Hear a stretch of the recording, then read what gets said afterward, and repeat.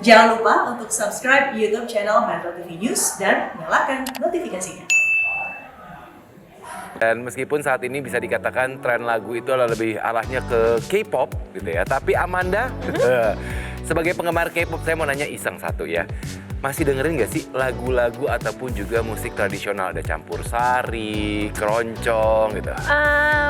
Mengagumi iya. Oke. Tapi untuk yang mendengarkan secara rutin sehari-hari ya. sih enggak sih jujur. Ya, memang karena bisa dikatakan tidak semua orang bisa mendengarkan secara terus-menerus. Padahal sebenarnya lagu musik tradisional seperti keroncong dan campur sari itu adalah lagu-lagu yang menyenangkan loh untuk didengarkan. Setuju banget sih, karena juga tekniknya juga nggak semudah kayak nyanyi biasa ya. Ada Betul. teknik khususnya juga gitu. Dan memang kalau kita ngomongin soal musik ataupun juga lagi tradisional itu memang ya peminatnya niche alias tidak terlalu banyak. Segmented ya, jadi Ya. salut banget nih kalau misalnya ada sosok seperti Endah Laras yang mampu melestarikan salah satu warisan budaya Nusantara ini. Dan beliau juga mengajarkan anak-anaknya untuk ikut mencintai seni dan budaya agar bisa melestarikannya. Bahkan nih, Endah Laras sendiri sudah memperkenalkan kesenian tradisional Nusantara khususnya keroncong sampai ke beberapa negara. Dan beberapa waktu lalu saja dia sudah menggelar konser 25 tahun dirinya berkarya. Keren ya? Kita simak liputannya berikut ini untuk Anda.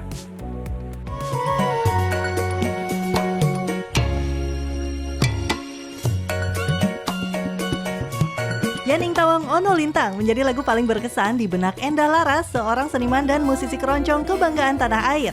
Endah Laras yang sempat menjadi gadis metropolitan awalnya mengalami kesulitan juga ketika pertama mengenal musik keroncong. Tapi akhirnya musik keronconglah yang membawanya berkarir dalam dunia kesenian Nusantara sampai sekarang. Yaning Tawang Ono Lintang ya. Kalau inget lagu itu tuh sedih nih, ada haru, ada lucu juga. Kenapa dulu saya nggak bisa nyanyi yang lain, kayaknya tuh susah banget menghafal karena saya tuh lama di Jakarta. Jadi ketika SMP, SMA saya di Jakarta, kemudian pulang ke Solo, ketemu keroncong, tahu sendiri, gue anak Jakarta nih. Terus ketemu keroncong, rasanya kayak gimana ya? Kayak ini musik apaan nih?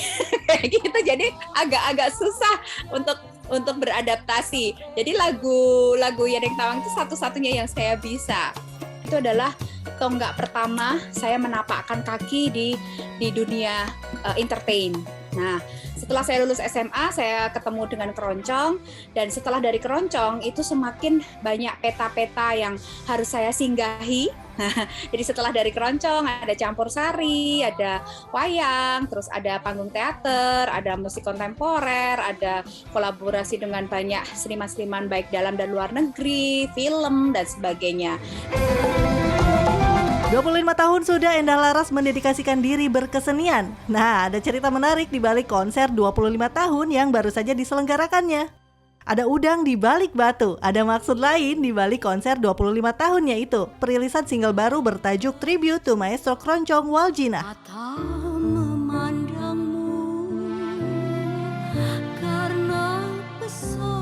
Momen saya bertemu dengan Bu Waljina itu hampir sebulan. Nah, lagu ini sebenarnya saya ciptakan itu kurang lebih tahun 2017-an. Nah, waktu itu ibu masih di ICU, baru gerah, baru sakit, dan saya dianggap sebagai sudah kerabat, saya diizinkan untuk masuk menengok ibu. Nah, ketika nengok memang ibu lunglai, layu, tapi saya melihat sorot matanya itu seperti sorot mata tidak ingin lama-lama di rumah sakit, ingin segera pulang, ingin segera bernyanyi, ingin segera melatih keroncong, pokoknya ingin segera beraktivitas kembali.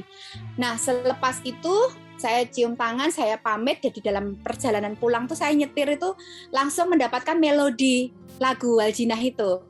Nah, tapi saya tidak ingin menggambarkan dalam liriknya itu adalah menggambarkan cerita kesedihan. Saya ingin meng-flashback kembali ketika pertemuan saya yang sangat merindukan ketemu dengan ibu. Bahkan saya masih ingat ibu itu pakai baju warna ungu, pakai selendang merah jambu, ada mawar di rambutnya, itu di gelungnya. Jadi saya ingin memvisualisasikan pertemuan saya di tahun 97 itu dalam bentuk lagu. Seni tradisi Jawa sudah mendarah daging pada jiwa Endah Laras. Bagaimana tidak, ibunya seorang penari dan ayahnya seorang dalang. Gak heran Endah Laras kecil sudah akrab dengan karawitan, tari, bahkan sinden. Kegigihannya melestarikan budaya patut dicontoh nih pemirsa showbiz. Makanya banyak juga yang menyematkan gelar Kartini masa kini pada sosok Endah Laras.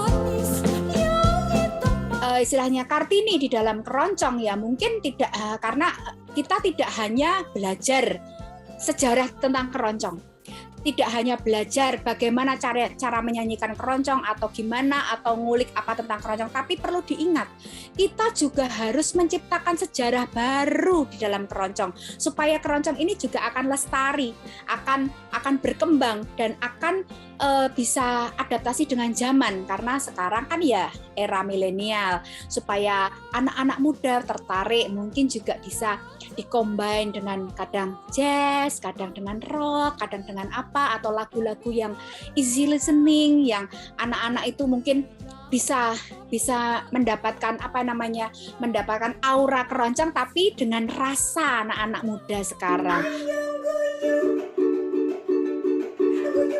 Ukulele menjadi ciri khas dalam setiap penampilannya. Siapa sangka ide itu berawal dari tantangan sutradara kenamaan tanah air Gari Nugroho.